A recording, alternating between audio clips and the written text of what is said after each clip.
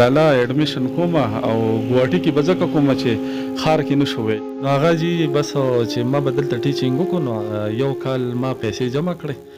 نو زه لاړم نو ځان مې په فرست ایئر کې اډمیشن واغستو د بي اس سي نه پس ما کال مس کو هغه کال کې ما شپږو پرایویټ ادارو کې ټیچینګ کو په ایټ ا ټایم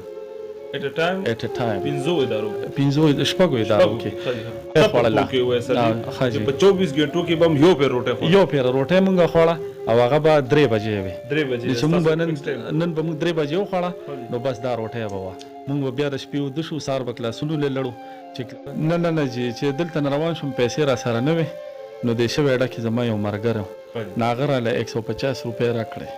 چې 150 روپۍ راکړې نو زه پېښور ته لاړم چاینا کې هم ته ایز اسسټنټ پروفیسر 40000 یوان دي دا 9.5 लाख روپۍ دی نه پر منځ جوړېږي 9.5 लाख روپۍ دا تاسو آفر دی او جی دا آفر دی او بل دوا آفر ماته شوي دي یو د سپین نه شوی دی یو د یو کې انګلند نه شوی دی بسم الله الرحمن الرحیم د کامیابی لارې د هغه چا قدم ښکلوي د کامیابی لارې د هغه چا قدم ښکلوي چې حوصله په بېوسۍ کې د چا نه پرېوځي سلامونه او نیکې هیلې احترامات کتونکو مبشر جان او تاسو ګورئ ځلن ټلویزیون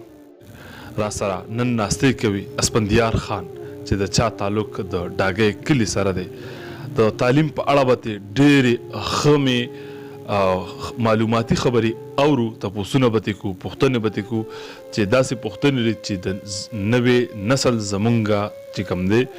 هغه به ای ته به دا موضوع د نننی پروګرام ډېره پیدا ورکړي اسپندیار خان به د دې د ایجوکیشن حوالې سره د دې د ژوند حوالې سره چې د کم ځای نه د زیرو نه د ایجوکیشن دی سټارټ واغسته تر کم ځای پورې لاړه تر پی ایچ ډی چې کوم دی دا درجې ووي نن یو ډاکټر اسپندیار خان ته جوړ شوی دی او په چاینا کې ژوند کوي دا ټولې پوښتنې به دې کوو وړومبې تاسو ته په خیرالي وایي مننه مبشر جان بای ستاسو او ستاسو د ټیم ډیره زیاته مننه چې تاسو موږ له انویټیشن راکو نو ډیره شکریا جی اسپندیار خان ځلن همیشه داسې کوشش کوي چې ستاسو رنګ ستوري دنیا ته وړاندې کړي چې د دې ژوند زیار هغه دنیا ته پیش کړي پوښتنې به ډېر کوو لومړنۍ پوښتنه چې کوم دغه دا ده ښه تعلیم قابلیت غواړي که همت غواړي خپلې ذاتي تجربې را سره په دې کې شریکې کړي ستاسو کوېسچن ډېر زبردست دی یو ښه تعلیم دپاره چې کوم دی نو همت او قابلیت زما چې څومره خیال دی دا دواړه ډېر ضروري دي قابلیت هم ځینې لکه داسې چې ای قابلانی خو هغې همت ونه کړي نو هغه خلک چې کوم دی نو موږ وینو زموږ معاشره کې ایون زما کلاس فیلو چې موږ کله 9-10 کې نو هغه ضایع شو ځکه چې د هغې نه ما ته دا پته ولګېده چې یاره همت هم یو تعلیمي میدان کې ډېر اهم کردار ادا کوي چې چا کې همت وي او عموما هغه خلک مخکې تللی شي چې چا کې همت د قابلیت په نسبت باندې زیات وي چا کې همت ډېر زیات نه جی زه چې کلاس 7 کې وم نو زه ډېر کمزور ماشومانو کې راتلم په خپل سکول کې مونږ به چې کوم دی نو ټیسټ نشو صحیح کولی خاص کر زما د میتھمیټکس او ساینس سایډ چې کوم دی نو ډېر زیات کمزور و په هغه ایج کې بس د اردو اسلامیت دغه څیزونه کې تکړه دوره نه خو چې کله زه کلاس 8 ته شوم نو کلاس 8 کې چې کله مونږ اگزام ورکړو نو زما عمدښکه 2 پیپرې چې د کم نه به زه یېرېدم چې هغه ساینس او میتھمیټکس و هغه زما فیل شو چې زه کله کور ته رالم نو دوی ټول ډېر زیات خفه وو چې یاره ستا وروڼه خویندې نور چې کوم دی نو هغه چېرې د کلاس 10 نه مخکې نه دي فیل شوي یا یو پیپر کې والی هم نه دي فیل شوي خو دا ستا نه ولې داسې غلطي وشوه نو زما یو مشر ورور صدیق اکبر هغه خو لومبنۍ بکیاڼې ته وختو لښتې را پرې کړه او هغه ووالمه چې دا ولې فیل شوې لکه ته دوره کمزورې ولې ته ورشه نورو دوستانو ته دې وګوره په چم ګاونډ کې هغې پاس شو ته فیل شوې او بل دا چې زمونږ یو ترور وه خدای دې وبخي هغه په کور وه هغې سره مونږ واړه لوی شو نو هغې ماته وی هغه ستا په شان نه چې کوم قابل خلک یې هغه ستا په شان نه نو هغه بیا چې دی نو بس حوصله چې دی نو ما بیا نه لجي دغه کوېسچن چې کوم دی زه راویښ کړم چې دا ما سره چې کوم ملګري وو په کلاس 8 کې ولې زه د هغې په شان نه یم لکه ولې زما 2 پیپره فیل شو چې دا ما ته وایي چې ته د هغې په شان نه یې او قابلان ستا په شان نه چې هغه فیل کېږي چې دا قابل څنګه دغه زما چې کوم دی یو ټرننګ پوینټ و بلکې یو موټیویشن هم په لیواب صاحب د دې مناګي و هغه یو ورځ راغی هغه ماته وایي چې اسفندیاره زه تا وینم نور هلکان ښه سکول کې هغه هله ګله منډې ترړې دا کوي او ته ډېر زیات خفه ناست یې ما ورته یاره جي داسې کار دی چې زه وایم زما ساینس واغستی او آرټس زما نه دی خوښ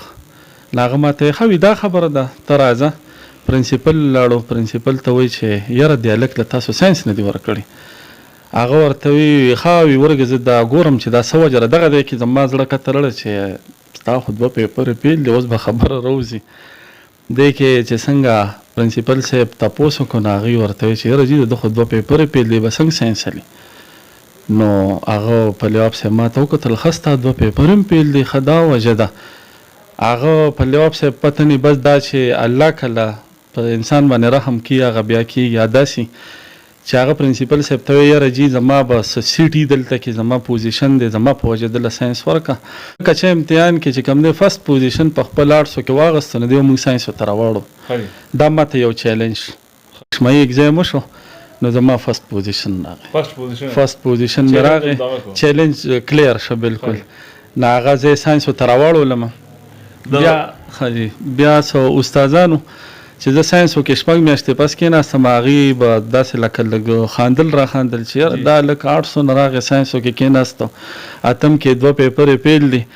دغې خبرو الټه چې زه ډسکریج کړم زه لا انکریج شوم چې اوس به زه مخکې نور څه شو کوم دي ته چې زه به اوس ځان ساینس وکې هم دي ته پروف کوم نو بس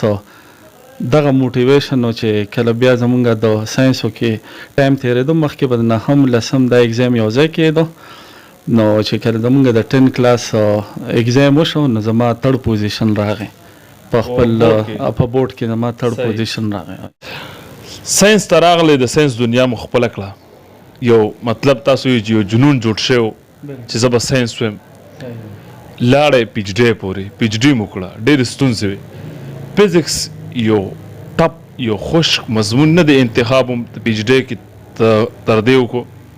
چې کله مونږ په کلاس 10 کې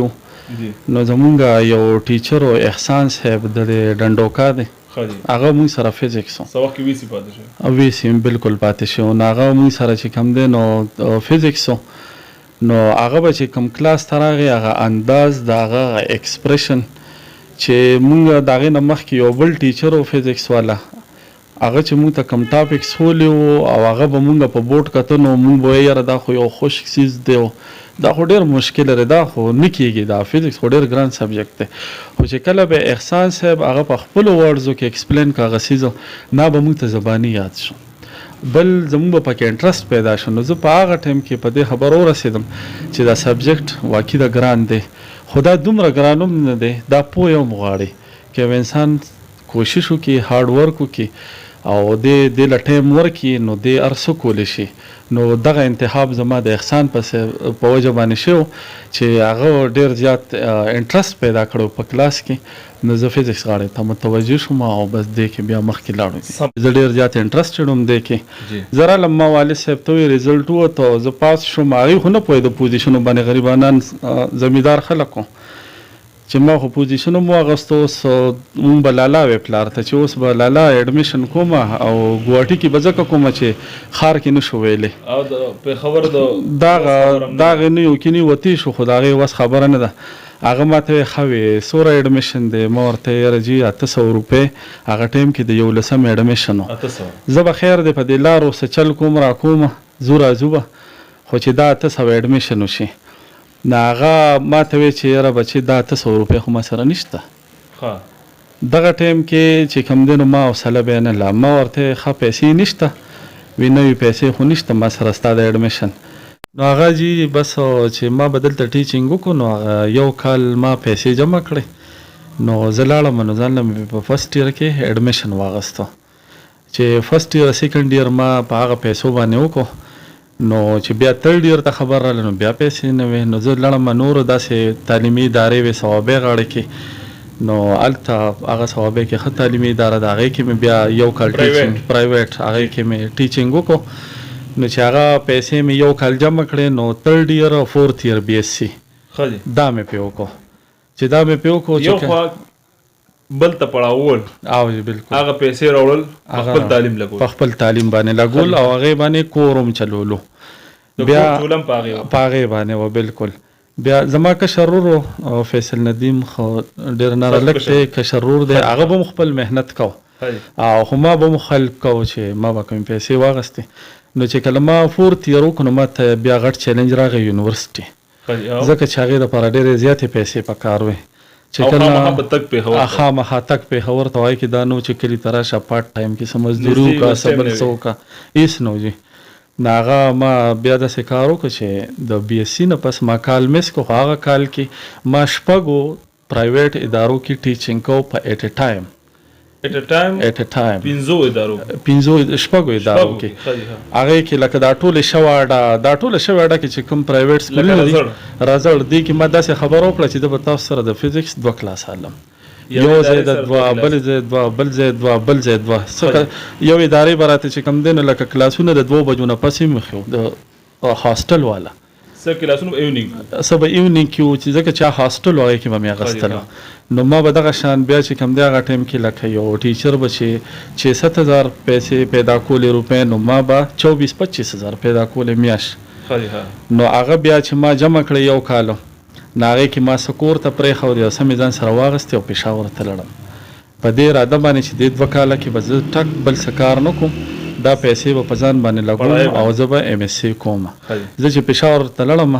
نو هلته MSc کې فزیکس کې ما اډمیشن واغستو. بس هغه پیسې بیا ما دوره احتیاط باندې لګولې چې لکه مونږ به صرف 3 بجې د افترنون 3 PM دې کې به مونږ 24 hours کې زما یو 2 ملګري نور هم زما په شان کمزور یو مونږ به صرف 3 بجې روټۍ خوړله په 24 غنټو کې به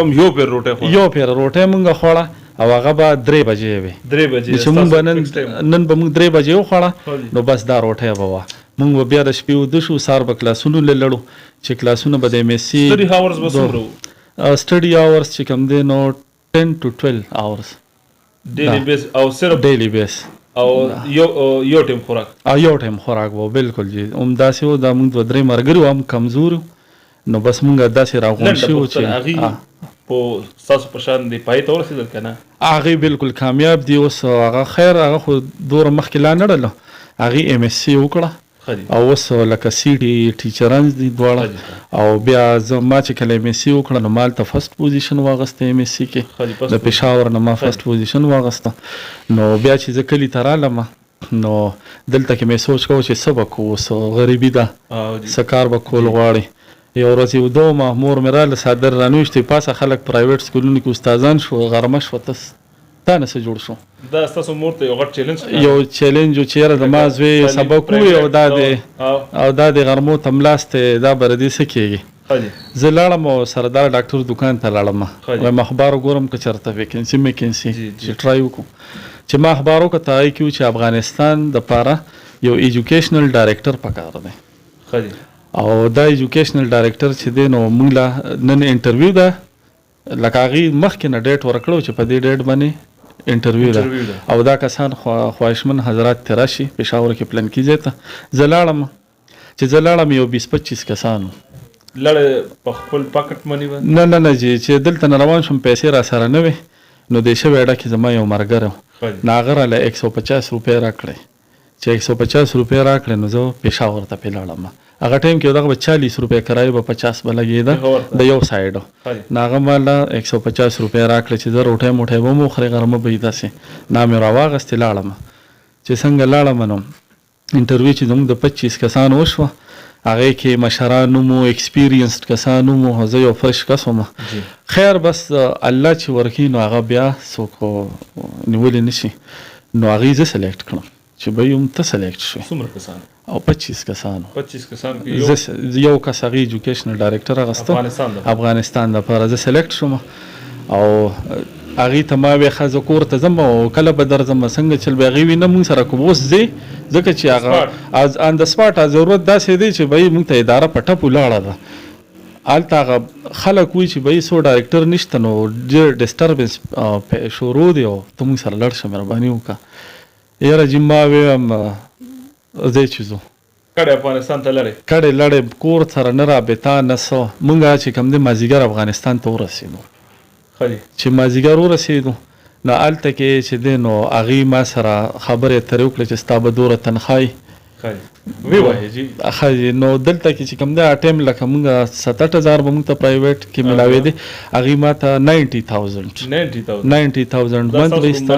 سټارټ او چې دا به ستاسو سټارټ تنخوایي پر منت 90,000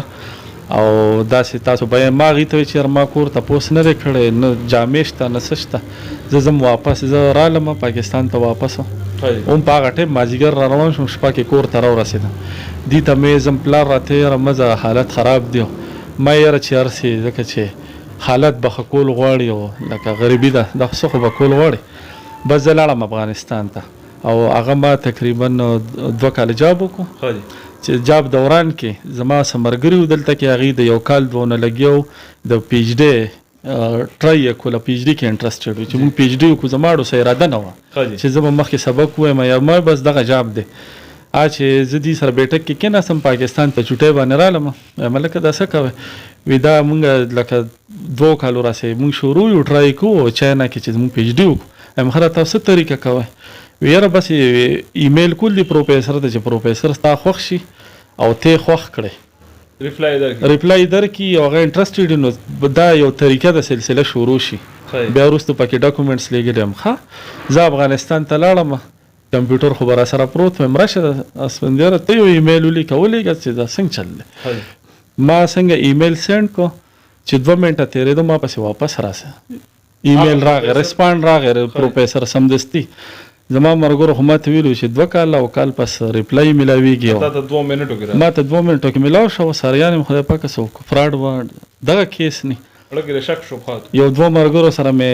سلا وکړه چې دا سړي هغې ما ته یاره ته ورته بیا ووایه ځکه چې د هغه ریپلای داسې وه چې هغه ما ته کنګرچولیشن نو یو آر مای پی ایچ ډي سټوډنټ زاریانو ما چې ته وي زما اوس پی ایچ ډي سټوډنټ یې او ته بس ځان تیاروه ما ورته بیا ایمیل وکړه چې یاره جي زه پوه نه شم دا خو بله پروسس دی هغه ما ته دا غځې نه وي یو ډونټ نو می ته ما نه پېژنې چې زه ته چا سره خبرې کوې هغه بیا وروسته چې زه پی ایچ ډی لاړم زه لاړم هغه یو ډین و د یونیورسټي وایس چانسلر پسې 2 نمبر ډین د پروفیسر نه لکه دا لږ د دې یو رینک دی هغه ډین و نو هغه چې دی نو بس هغه بیا دغه پی ایچ ډي شروع شو هغې سره دا پی ایچ ډي وشوه ډاکټر لقب یا دغه سره ولګېده ډاکټر اسفندیار شو څه کوې نن سبا ما چې هلته کې کله دا اوس جنوري 2020 کې زما پی ایچ ډي برابر شو کمپلیټ شو دلته نه نو زما هلته کې ایز ا اسسټنټ پروفیسر جاب هم ماته میلاو شو نو هغه زه پاکستان ته راتلم چې یاره زه لړ شم کور والا سره لږ ټایم تېر کړم او لږه خوشحالي ده چې دې ته وایم چې زه به واپس ځم زه به په ودن 20 ډیز کې واپس تلم زما چې کله 3 ورځې وشوې نو دا کورونا راله او چاینا کې لاکډاون ولګېد نو د هغې د لاسه زه دلته کې ایسار شوم بیا د دې دوران کې ما اسسټنټ پروفیسر دا تپوس ځکه زه بهتر ګڼم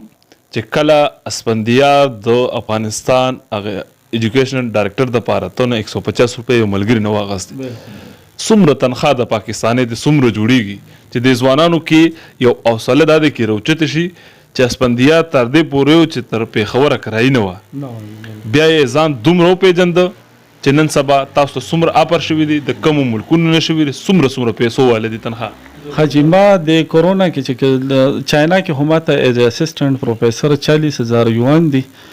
دا 9.5 لک روپۍ دی نه پر منت جوړېږي 9.5 لک روپۍ دا تاسو آفر دی او جی دا آفر دی او بل 2 آفر ماته شوي دي یو د سپین نه شوی دی یو د یو کې انګلند نه شوی دی او هغه هم لږ بګ داسې پیسې دي هغه هم دغه دي خو چونکې د هغې ټایټل لږ جدا دی هغه لکه ریسرچ اسوسییټ ساینټسټ دی او یا پوسټ ډاک دی هغه دغه آفر دی نو بس دغه زمونږ سټوري وه او دې ګوهاټي ته به زه په سایکل باندې تلم د کالج ته به زه په سایکل باندې تلم، پیسې خو به نه وې که نه، نو بس په سایکل باندې به تلو دلته که نه. بس عمر مو څومره دی؟ عمر زما اوس 38 سټارټ شو. 38 څه شعر درته یاد دی؟ د خلی بابا وي که د ما ته خو جي هغه ټایم کې لکه داسې مونږ به دا غزلې اورېدې ځای په ځای باندې، نو د صفدر صاحب د ډاګۍ زمونږ ده راته یو شعر یاد و چې د مرګ نه پسې جانان قبر باندې داسې جړل، صفدره ته زما اشنا وې خو زه پوه نه شوم. دا به مونږ اورېدل دغه شان، لکه دا شاعرۍ مونږ اورېدلې. د وخت راکولو یو جهان مننه. ډېره مهرباني مبشر جان صاحب ستاسو او ستاسو د ټیم، ډېره مننه. کتونکو دا را سره و په ننني پروګرام کې ډاکټر اسفندیار خان چې د ډاګۍ کلي سره تعلق ساتي. ډاګۍ د ضلع صوابۍ یو نامور کلی دی، ډېر غیرتي ډېر تعلیم یافته خلک یې زیږولي دي. دا نو را سره نننی سټار یو هیرو چې په ایجوکیشن کې د کم ځای نه تر کم حده پورې دي فاصلې توی کړي دي، څنګه یې توی کړي دي، په کومه طریقه تللی دی، هغه تاسو واورېدې. نو کتونکو داسې د یو نوي پروګرام سره به بیا حاضرېږم. اجازت اخلم. د لوی لا په امان.